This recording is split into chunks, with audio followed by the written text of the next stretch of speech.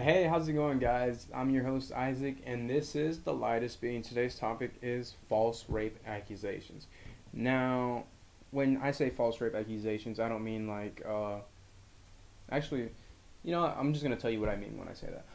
Let's say I'm falsely accused of rape. I never touched the person, I never knew the person, or if I did know the person, and let's say I broke the person's heart, or I just didn't show the person attention, they in turn are gonna accuse me of rape, accuse me of touching them, accuse me of harassing them in some way or form, and I could possibly face 15 to 30 years in prison for it. And I wouldn't have done anything, and they're just gonna push and push and push, and of course, I'm this bigger guy. Here's a smaller person, the smaller woman, the smaller chick, whatever. There's a smaller, frailer, more sensitive person here crying, emotionally just, distressed, visibly distressed. And they're going to be more on her side than on mine. Why? I'm this bigger person. I'm a more, I guess, threatening, even though, I don't think I'm threatening, but, compare me to a smaller person, it's going to be more believable. And if my record's good, but theirs is even better, who are you going to believe? Of course, everyone's going to say evidence, evidence, evidence, but you're not going to drill that into someone's head. Like, you're not going to say, if she just said that she was raped, let's say a week ago, you're not going to be like, where's the evidence? Where's the evidence? We need evidence to prosecute. We don't, no. You're going to be like, okay, we're starting an investigation. We're going to figure this out. And then they're going to, put me in a holding cell or whatever, or, jail me on the spot or whatever. No questions asked. Why? Because you cannot push something like that sensitive. You can't drill into that sensitive subject without breaking the person who is telling the law on you. You can't just say, where were you touched, right off the bat. I can't snap my fingers. You can't just talk about the subject with the person right away, because it's a very traumatic, it's a traumatic experience. There's specialists for these kind of things, because it's that traumatic. And me as the person of interest, how would I defend myself? Let's say I'm just at home alone. How can I prove that I was at home if I was alone? How can I prove it if I was alone at home? Maybe if I'm playing my PlayStation 4 and there's enough evidence in that, or if I'm live streaming or something like that. But my word versus hers, she has a better track record than me. They're gonna believe her. It's the sad truth. You're gonna believe the person who looks like they wouldn't lie, and that's mostly how we're programmed. We're programmed to, I guess, see with our eyes. I don't know how to explain this. We're basically, you're supposed to put two and two together. If this person has a lower, has a bad track record, has, these things behind them, these, let's say I was caught with drugs once, or I was smoking weed and I got a fine for that or some shit, and then there's this other girl who's smaller, she looks innocent. Who are you going to believe? The person who already has a track record, or the person who's known all around town to be this little miss nice person? You're gonna believe the other person, because the other person already has some bad things going on in his life. He looks like he's going down the wrong road or whatever, or she looks like she's going down the wrong road, and it's just a shitty situation for the other person. You're being accused of all these things. You can't prove it. All you gotta say is, I wasn't with that person, or you try your best to fight it, but everyone's against you, because you're the one in interest. The people who are on your side are either your family members or your friends. Now, her, on the other hand, her face isn't plastered around the newspapers, or it isn't put on TV, social media, or whatever. It's yours. This person raped this person. This person's accused of raping this person. This person is a predator in the community, or whatever. They're pushing your image everywhere. And social media, the way it works now, is you like the post, you can share it, can send it to someone else via Instagram or via DM, or sharing, whatever. I don't know, whatever you want to use. You can screenshot it, post it on your timeline, and now people from your following, people who follow you, can see that too, and they can comment, whatever. They can send you hate. And it's just a very, very shitty situation for the person who's falsely accused. Now, I did ask on my Instagram. I said, actually, hold on.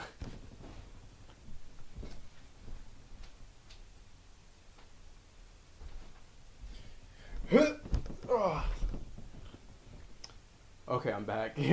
All right, so actually, I asked on my Instagram. I made a poll and said, "Hey, do you believe someone who falsely accuses another person should be prosecuted? Yes, no. If you don't, if you don't believe they shouldn't be prosecuted, why not?" And I had a total of maybe 6 replies defending the other thing, defending the fact that they shouldn't be prosecuted under law. And one person, an individual, like one person alone, standed out. Everybody else was just saying, "Oh, you shouldn't pressure. They're in distress or whatever. It's traumatic. But like, I guess they didn't understand the question that I asked. But one person did send me a direct message, and he brought up a good, solid point. You know, at the end of the day, that accusation is just a lie. If they haven't sworn under oath that that thing happened, they're not breaking any law. He has a point. He has a point. You can't prosecute someone if they have not sworn under oath. If if if you prosecute someone, you're just prosecuting them for lying. They haven't broken any laws. They accuse someone. It's just like saying this person stole my money, and then you find your wallet in your back pocket. That's basically it until the person actually like goes through with all of it, and is in court swearing under oath and saying, what is it? I swear to tell the truth, the whole truth, and nothing but the truth, under court of law, so help me God. Something like that. I don't know what it is. But he has a point. You can make these accusations. You can go through all of that. You can create this whole firestorm, this whole, burning everything, burning information, into everybody's brain. You can destroy this person's reputation, but you can't be prosecuted because, you didn't lie under oath. It was just word by mouth, And that's the sad reality. Now, for example, an example that I'm going to bring up right now is Shawn Oakman. If you don't remember this person, I'm sure you've seen the memes. He's like a really... Dude was stacked, alright? Like, he was like, Alright, so he was like stacked, He made The Rock look small. Like, that's how stacked this dude was. And he was the team captain of Baylor, I think. But anyway, he was like a prospect. He had all these good things going around. He was blowing up on social media just because of the size of him. He was big. He was scary, intimidating, and everybody would use him as a meme. So everybody knew him. They just didn't know his name. Well, then he just went off the radar. People stopped hearing about him for a solid 2 or 3 years, and I didn't even remember him. I knew him as the big guy, the big guy who's like buff, the guy who's big, and people all around, I guess everyone who saw him knew him as that. And then he pops back up on my social media feed, and I didn't know why. I was like, what the hell? I didn't recognize him without his helmet. And then I clicked on it, and the link said all the charges were dropped. It was a 2 to 3 year battle, and he was falsely accused of rape. Now, that's shitty, bro. Like, he missed out on millions of dollars. Millions? Hundreds of thousands of dollars. Millions, possibly. Because of this one accusation. I think his coach was fired as well for defending him. I don't remember if his coach was... Actually, let me pull that up. I don't remember if his coach was accused as well, or if he was just falsely accused. But the thing is, he lost... he missed out. Those are 2 or 3 valuable years of his life that he could have been playing football, could have been in the NFL, could have he was a prospect. There's no other way about it. When you have talent like that, that's talent. And it's just because I remember now. Okay, so what happened was the girl who accused him of rape, the reason she did that was because she wanted to get sympathy from this guy who really liked her, and she wanted to date him. So she's like, yeah, this person raped me, as she was expecting him to say, "Oh, I'm so sorry, I'm so sorry, I'm so sorry," and she was expecting him to cradle her, cuddle, or whatever, and then maybe start dating because she got him to feel sorry for her, and that wasn't the case. He went and reported it to the proper authorities, and this whole case came about, and she faced no consequences. I don't think she did, but his whole livelihood destroyed, and over a lie. In my honest opinion, what I believe they should do is, if you're accusing someone of rape, and they're probably gonna spend like 20 to 30 years in life, 20 to 30 years in prison, and it's proven that you were falsely accusing, or you dropped the charges because you were falsely accusing this person, I think that you should be trialed and convicted for 20 to 30 years. Whatever you wanted that person to spend in jail or in prison, I feel like you should spend that same amount, because it's really a devastating accusation. Now, it's just, don't do it. And it's just not the right thing to do. In my opinion, people should be prosecuted for that kind of lies. But I'm not allowed to have my opinion. I'm just a guy, whatever. But now what we're seeing nowadays is people actually going to jail for this act. People are actually going to jail for like 5 to 10 years. They're going to prison for falsely accusing people of rape or harassment, or whatever you want to call it, sexual assault.